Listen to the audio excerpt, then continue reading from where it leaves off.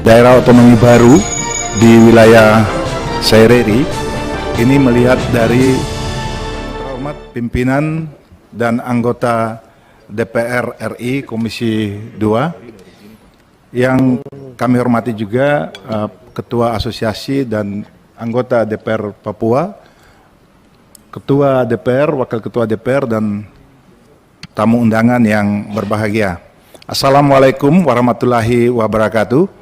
Salam sejahtera untuk kita semua, shalom dan selamat siang.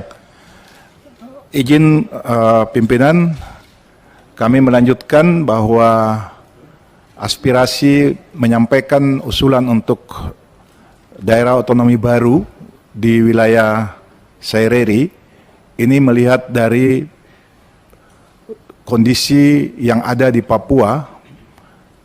Yang pertama, terkesan bahwa Papua ini tidak aman, Papua ini penuh dengan kekerasan. Sedangkan wilayah kami di wilayah Papua bagian utara dan juga di bagian itu kondisinya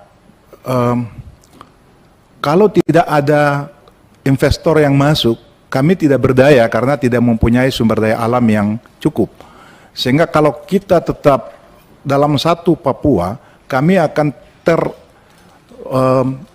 tanda kutip sama dianggap bahwa tidak aman dan tidak ada investor yang masuk.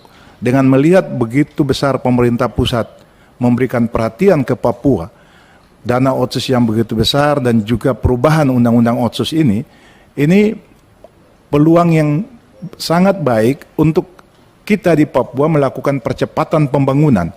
Artinya bahwa di Papua itu tidak semua tidak merasakan pembangunan, tidak semua tidak ada kemajuan.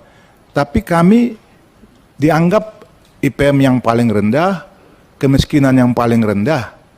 Oleh karena itu, kami ingin menyampaikan kepada pemerintah pusat bahwa aspirasi kami, ingin kami menyampaikan bahwa pembangunan di Papua ini sudah maju.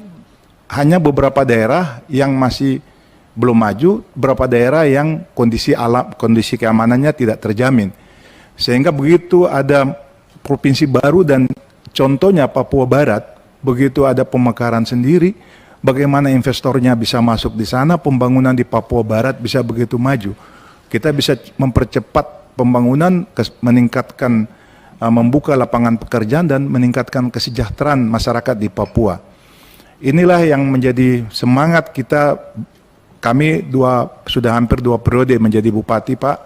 Jadi kondisi ini kalau kami lihat saat ini ada semacam tanda kutip, kalau Pak Komarudin mungkin paham sekali, bahwa kepemimpinan di Papua saat ini sudah disampaikan bahwa penuh dengan ketidaksesuaian dengan aturan-aturan yang ada, dilanggar undang-undang dengan posisi yang ada.